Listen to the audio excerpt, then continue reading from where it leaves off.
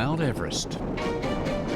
At more than 29,000 feet, it towers over everything else on Earth, making it the ultimate challenge for mountain climbers. But with extreme challenge comes extreme risk, and Everest is no exception.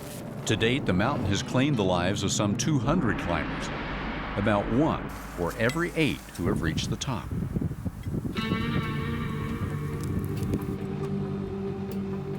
The most notorious tragedy occurred in May of 1996, when a blizzard trapped and killed 8 climbers in a single day. The New Zealand-based guide company Adventure Consultants had a team on the summit that day. Half of them perished, including the company's president and co-founder, Rob Hall. Guy Cotter was in base camp that day and assisted with the rescue of 15 climbers. Now Cotter runs Adventure Consultants and continues to guide groups to the top of Everest. A lot of soul searching went on from myself, other people in the industry as a whole, about what happened in '96. On a mountain that has claimed as many lives as this one, Cotter has learned that safety must come first. Naturally, we're operating in a very dangerous environment. Climbing the highest mountains in the world is not a safe occupation even for very experienced people. And so we have to apply an additional level of safety and resources to try and minimize risk. It's April in Nepal, and Adventure Consultants is organizing an expedition up Everest for a group of climbers nicknamed Team Canada. They will be led by experienced climbing guides, Luis Benitez and Steve Moffat. Together with nearly a dozen Sherpas, they will begin the long journey to the summit. But first, every bit of gear that goes up the mountain is checked and rechecked by the guides. While most of their equipment travels ahead with the Sherpas, the team sets out on foot to allow their bodies to gradually adjust to the altitude.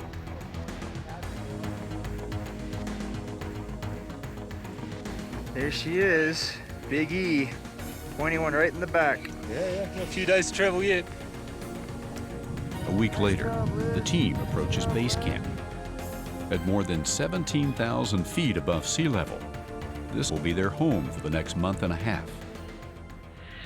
In 1996, the team was caught off guard by a sudden storm. Today, computers and satellite phones allow the guides to monitor the latest weather conditions and communicate with the outside world.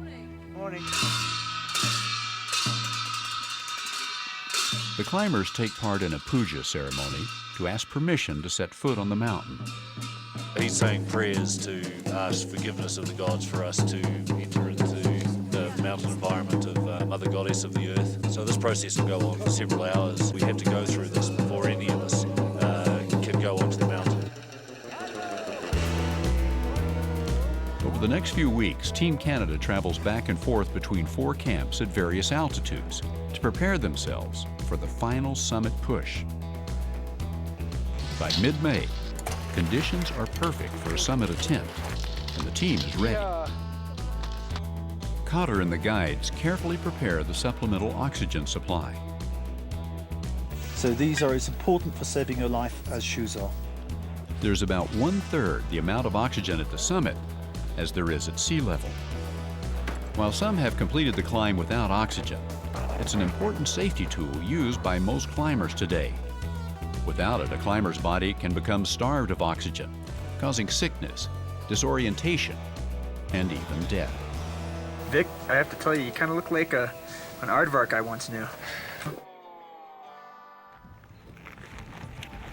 As the team pushes higher on the mountain, each step becomes a challenge, a lack of oxygen slowing their pace to a crawl.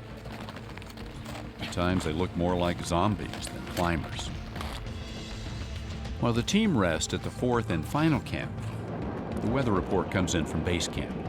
There are no storms in sight. In 1996, advance warning of the oncoming storm could have prevented disaster.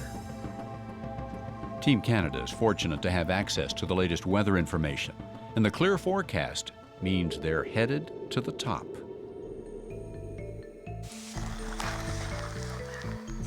The team sets off in darkness. After hours of trudging, day breaks, and the summit of Everest appears in the near distance. We're just about to climb the hill and stack. We're really close to the summit now. It's such a dream come true. The sun's coming up, it's beautiful. After nearly 2 months of work, Team Canada reaches the top. There's time for a few photos and a break to soak in the view and appreciate the accomplishment, one that has taken the lives of so many others.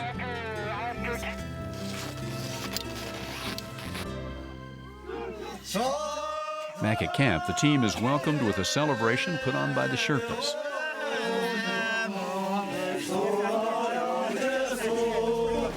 "10 years after the worst disaster in climbing history, another team summits Everest and returns safely. But while Team Canada was successful, the season was not without its share of tragedy. 11 climbers from other expedition groups died on the mountain, the highest number since 1996.